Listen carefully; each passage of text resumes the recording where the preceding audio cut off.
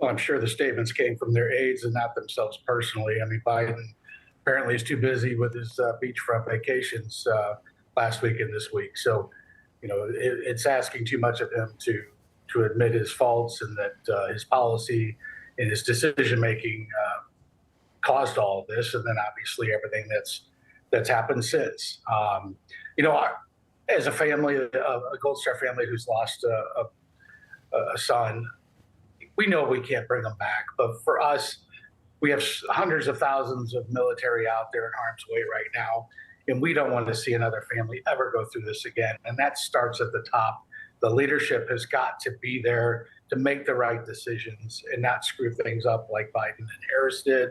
And now that she's touting that she was in the room with him and supported him in his decisions, she owns this policy as much as he does. So, I'm terrified for those in the military that are out there right now. I don't know who's running the show is my concern, but yeah. These poor families that have loved ones out there in harm's way right now, it scares the heck out of us. I mean, we just don't want to see this happen to anyone else. Yeah, you ask a great question. Who's running the show? Biden is at the beach. She's campaigning in Georgia.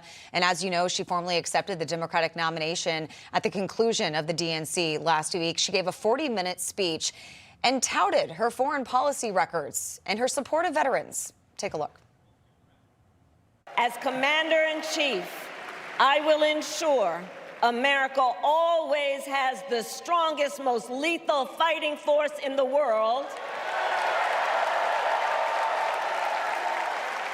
And I will fulfill our sacred obligation to care for our troops and their families, and I will always honor and never disparage their service and their sacrifice.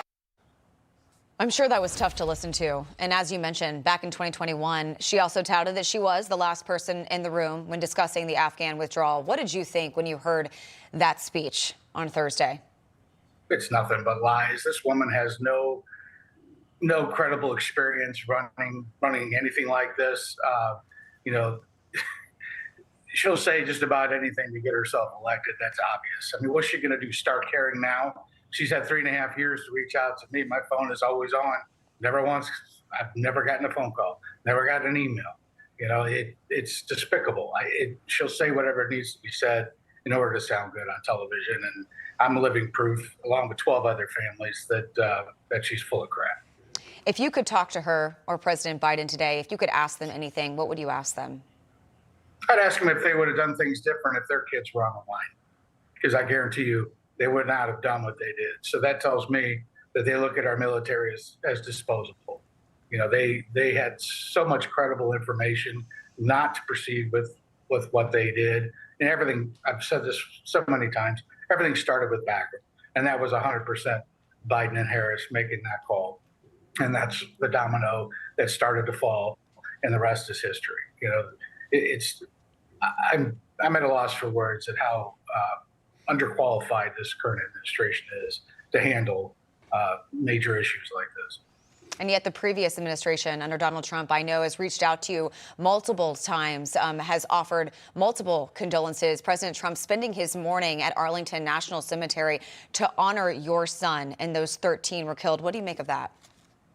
Well, what I can say about Trump is that he has vowed to get accountability.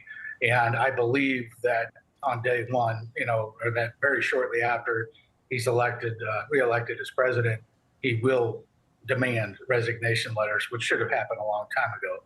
Many people don't realize that there have been so many downward promotions. People that deserve to be fired, to be let go of their positions, have actually been promoted through this entire process under this current administration. It's disgusting. We've actually asked him if we could be in the Oval Office as these individuals hand off the resignation letters, because they deserve to be kicked out. I mean, it's unforgivable what they've done. What concerns you most if Kamala Harris is elected as president? There's going to be a lot more death. We're going to lose a lot more warriors, and we're going to have a lot more Gold Star families. And unfortunately, based on what we've seen from her, these people won't be getting phone calls. Hopefully she won't need to know what time it is like Biden did. When our kids came off the plane, that's all he did nonstop was check Jackie's watch. So she can't be running the show. I mean, there's no other way to put it.